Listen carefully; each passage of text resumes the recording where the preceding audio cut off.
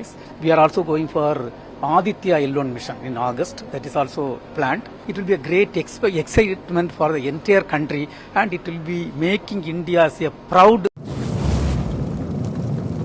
चंद्रयान 3 की successful launching के बाद अब इसरो की नज़र सूरज पर टिकी हुई है। जी हाँ, इसरो का जो अगला मिशन है वो सूरज से जुड़े रहस्यों को पता करने का है, जिस मिशन का नाम आदित्य L1 रखा गया है। इस मिशन के द्वारा इसरो एक उपग्रह की मदद से सूरज पर आने वाले सालों पर अध्ययन करेगा। इतना ही नहीं, सूरज के पास केवल अमेरिका, यूरोप और जापान देशों द्वारा ही कोई उपग्रह अभी तक स्थापित किया गया है। अगर भारत का यह मिशन सक्सेसफुल हो जाता है तो भारत ऐसा करने वाला विश्व का चौथा देश बन जाएगा। इसरो का आदित्य L1 मिशन क्या है?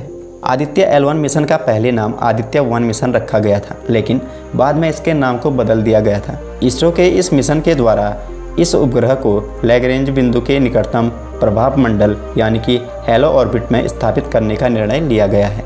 वहीं आने वाले समय में देखना होगा कि इसरो अपने इस उपग्रह को आसानी से इस कक्षा पर कैसे स्थापित करेगा और इसको स्थापित करने में क्या रणनीति होगी। तो दोस्तों, क्या होता है आखिरकार लैग्रेंज बिंदु? लैग्रेंज बिंदु उस बिंदु को कहते हैं जहां पर सूर्य और पृथ्वी या फिर चांद और पृथ्वी का गुरुत्वाकर्षण बल का प्रभाव समान होता है। यानी अगर कोई चीज़ इस लैग्रेंज बिंदु पर होती है तो उसे ना ही सूर्य के गुरुत्वाकर्षण बल और ना ही धरती के गुरुत्वाकर्षण बल अपनी ओर खींच सकता है, और वो चीज़ उस जगह ही रहती है। वहीं लैग्रेंज बिंदु L1, L2, L3, L4 और L5 प्रकार के होते हैं। प्रभाव मंडल यानी कि हेलो ऑर्बिट क्या होता है? आदित्य L1 के तहत उपग्रह को लैग्रेंज बिंदु के पास प्रभाव मंडल यानी कि हेलो ऑर्बिट कक्षा पर स्थापित करने की योजना है। हेलो ऑर्बिट के अंदर L1, L2, L3 बिंदु आते हैं और इस बिंदु में से L1 बिंदु पर आदित्य को रखा जाएगा, और इसी कारण इस मिशन का नाम आदित्य 1 से बदलकर आदित्य L1 रखा गया है। हेलो ऑर्बिट पृथ्वी से लगभग 1.5 मिलियन किलोमीटर की दूरी पर है।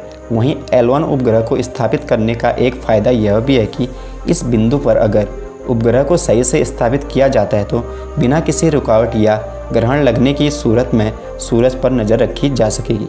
इतना ही नहीं, जहां पर आदित्य 1 मिशन के जरिए इसरो केवल कोरोना के बारे में अध्ययन करने वाला था, और वहीं अब आदित्य L1 मिशन के तहत इसका अध्ययन क्षेत्र भी बढ़ गया है, और अब इस अध्ययन में कोरोना के साथ साथ सूर्य के फोटोस्फीयर, क्रोमोस्फीयर और प्रभाव मंडल और इत्यादि चीज़ों पर भी नज़र रखी जाएगी, और इसरो के लिए यह मिशन काफ़ी महत्वपूर्ण होने वाला है। तो दोस्तों, अब हम जानेंगे कि सौर कोरोना यानी कि सोलर कोरोना क्या होता है। सूर्य का वायुमंडल कई तरह की गैसों से घिरा हुआ है।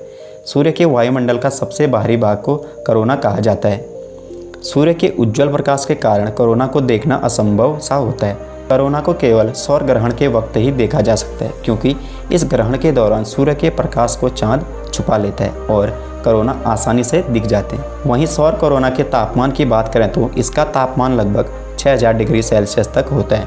वहीं कोरोना का इतना अधिक तापमान होने की वजह अभी तक पता नहीं चल पाई है, और इसरो अपने इस मिशन के जरिए सूर्य के वायुमंडल से जुड़े ऐसे सवालों का ही पता लगाने की कोशिश करेगा।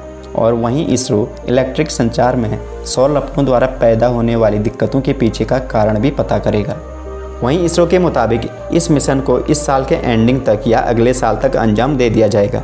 तो दोस्तों, ये मिशन इसरो के लिए काफ़ी महत्वपूर्ण होने वाला है, क्योंकि इसरो विश्व में ऐसा करने वाला चौथा देश बन जाएगा जो सूरज पर अपना एक उपग्रह स्थापित करेगा। तो दोस्तों, आज की वीडियो में इतना ही। अगर वीडियो आपके लिए थोड़ी भी इन्फॉर्मेटिव या हेल्पफुल रही हो तो हमारी वीडियो को लाइक कीजिए और इसको अपने दोस्त तक शेयर जरूर कीजिए। और दोस्तों, ऐसे इन्फॉर्मेटिव वीडियोज़ को देखने के लिए हमारे चैनल योर अल्टीमेट गाइड को सब्सक्राइब जरूर कीजिए। Thank you for watching this video.